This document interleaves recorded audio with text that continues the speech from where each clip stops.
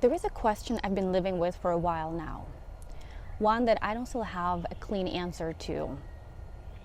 Not, am I burned out again? Not even, why does something that looks like success feel so heavy? But this one.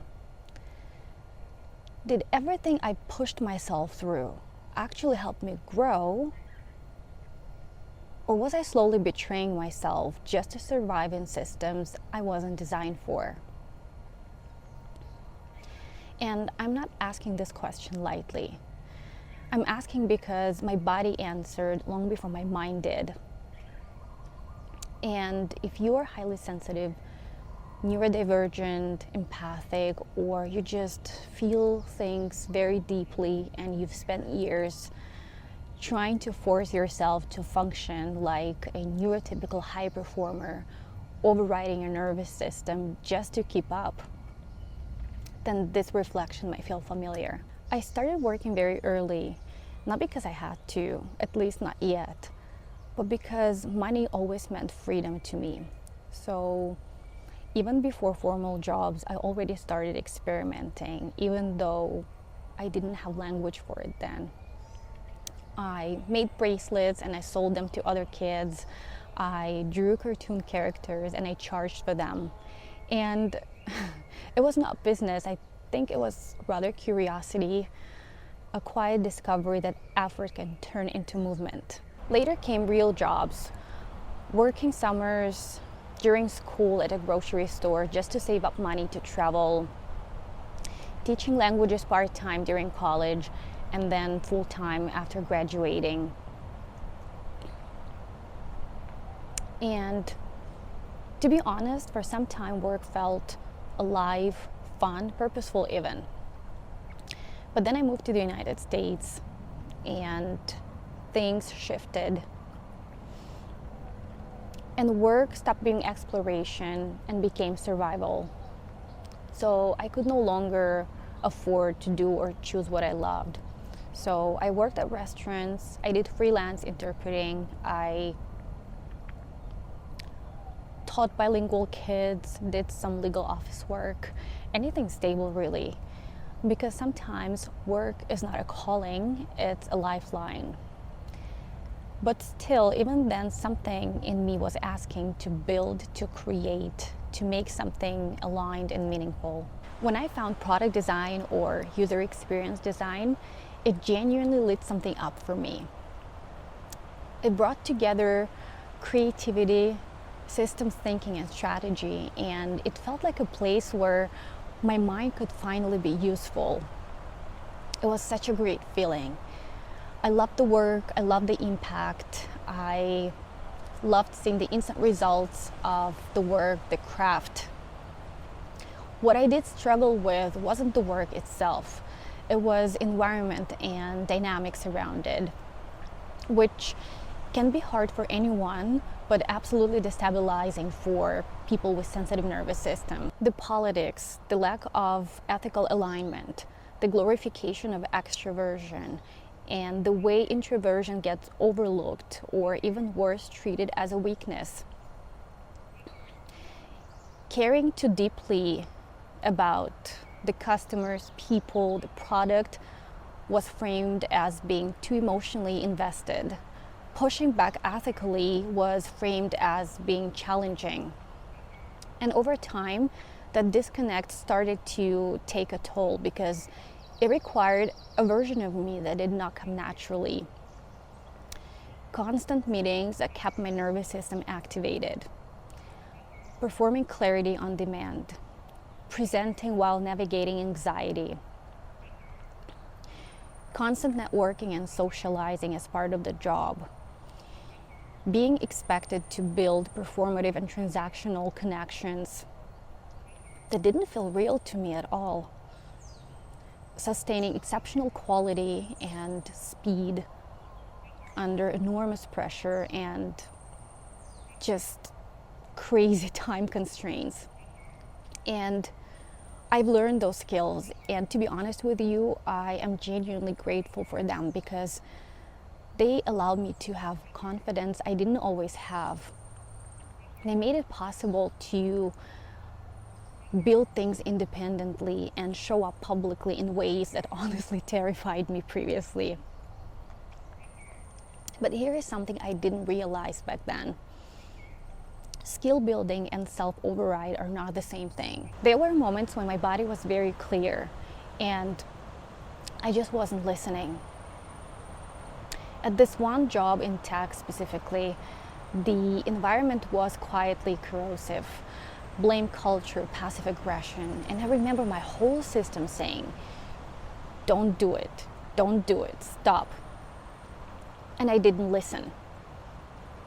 And my body responded almost immediately. I developed painful eczema around my eyes, something I've never experienced before. I saw multiple dermatologists. I used various steroid creams. I followed different treatment plans. I changed my skincare, my diet, but nothing helped. And it also showed in other ways. After meetings, I would close my laptop and lie down on the floor in silence, lights off, eyes closed, just trying to recover from the stimulation. And I still pushed. I think part of that was survival, and other part was the immigrant pressure, the voice that says, you don't get to be picky. You didn't work so hard to just throw it all away. And only later I realized something very important. After I quit that job, my eczema disappeared within days. No cream ever did what listening did. My body wasn't malfunctioning. It was actually communicating through psychosomatics. Over the years, I met a lot of people like me. Intuitive, deep feeling, wired differently. People in demanding and public roles who rely on stimulants and medication just to keep up. Not because they're weak, but because the world is not built for their nervous systems. And if I'm being completely honest, I've always been curious what stimulants would do for me. Would they help me focus? Would they quiet the noise? But I was always afraid that they would flatten my creativity, the way I see the world, afraid that they would make me dependent on something external just to function. And that fear, it was not moral, it was intuitive. And that intuition does not invalidate anyone else's path, it just shaped mine. So it eventually led me to try to work with my nervous system, even before I understood it intellectually, just seeking relief to what I was feeling and thinking. I'm talking about somatic tools and alternative forms of medicine, such as yoga, meditation, breath work, Reiki, acupuncture. I also worked with what Buddhism calls the monkey mind, training the mental hygiene. There is one practice that stayed with me. I wore a rubber band on my wrist and I would snap it every single time my thoughts would spiral into the future or the past. Not as punishment, but just to bring myself back to the present moment.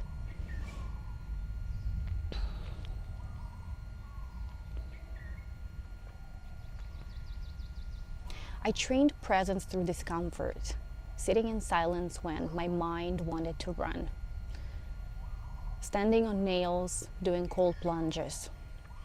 There is one book that really stayed deeply with me. It's called The Untethered Soul, especially the idea that you're not the voice in your head, you're the one who hears it.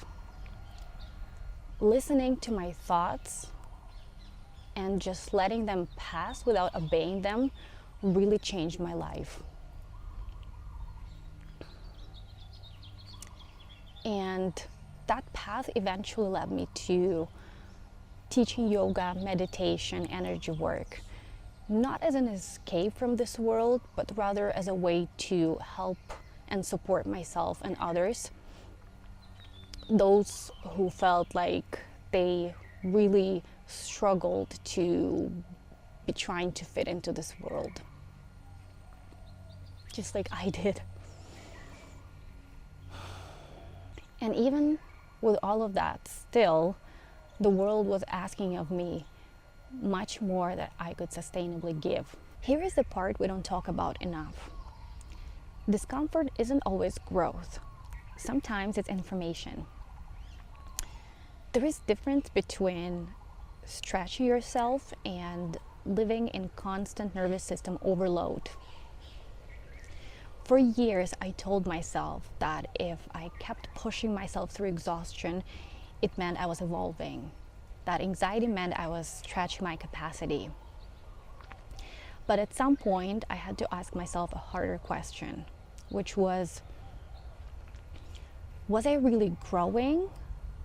Or was I just becoming more skilled at abandoning myself?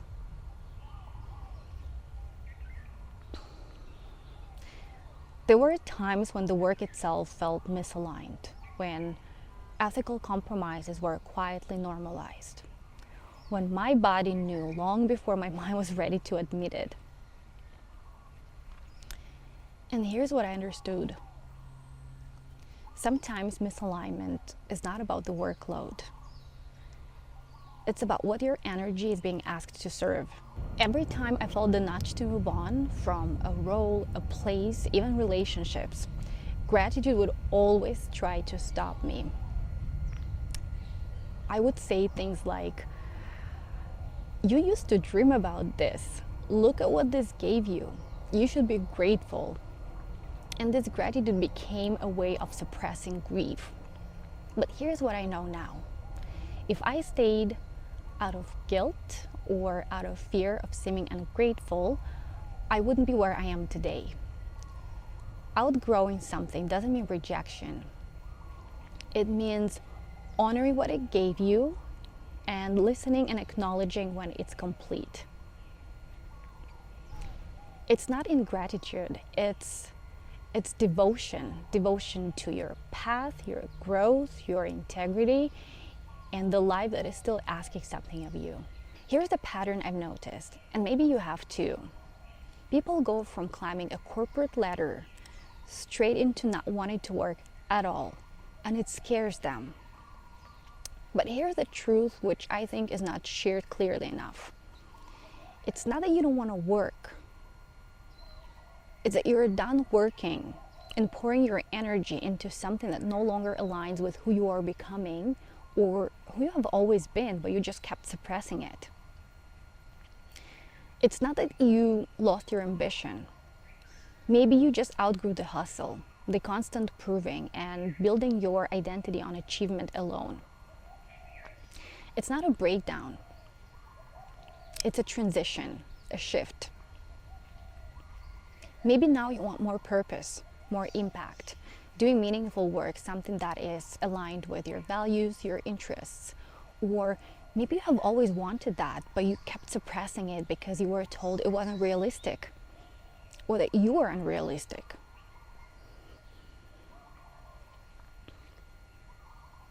But this is the shift no one talks about. Because this is when life is asking you to redefine success and what it truly means for you. Honestly, personally, quietly. If that resonates, you're not lost. You're evolving. I know how this path can look from the outside. When you choose to commit to growth that requires change, a series of changes even. Too many shifts, too many reinventions. But I don't see it as being scattered. I see it as giving yourself permission to wander. I think we're incredibly hard on ourselves for wandering, especially as we get older. But wandering isn't failure. It's learning what you're not so you can move toward what you really are. You don't find your direction, your true north, by knowing it in advance. You find it by walking away from what isn't right. Not all wanderers are lost. Some are learning. I can see it very clearly now. If I hadn't walked those misaligned paths, there would be nothing for me to write a book about, nothing real to share here. In fact, this channel wouldn't have even existed.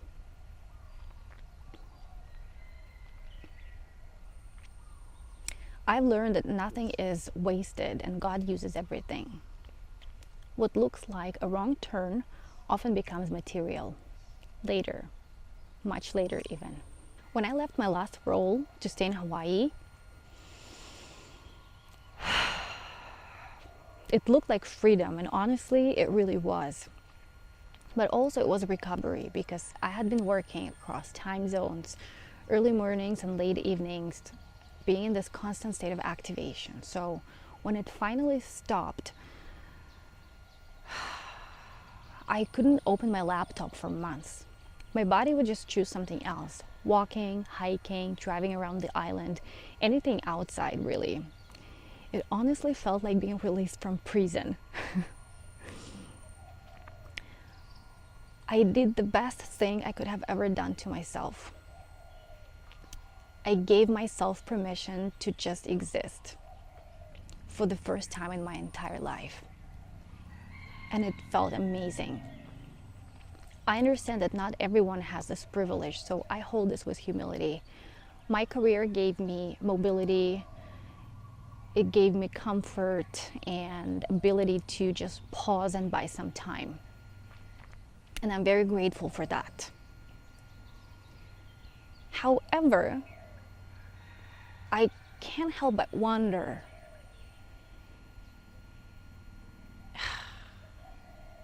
if I had honored my nervous system earlier, if I had been more proactive to listening to myself, would I have even needed such a complete stop? And I don't have a clean answer to that. So where I am now, I am not anti-career. I am open and all for meaningful work, sustainable impact, and ethical missions.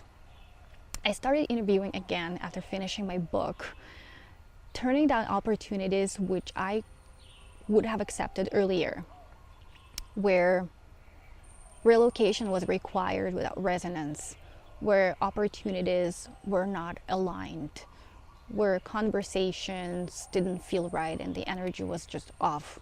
And that is new to me, to be honest. But saying no isn't about arrogance, it's about trust. If you are in a season where work feels unbearable, even if everything looks good on paper, maybe it's not burnout, it's mismatch. Maybe nothing is wrong with you. Maybe you just have already grown. Maybe life is asking you to choose differently this time. Not louder, not faster, but truer. And if you are willing to take that risk of being misunderstood, judged even, in order to follow what truly feels right and what brings you peace, maybe this path is for you. And if this reflection found you, you're not behind, you're right on time.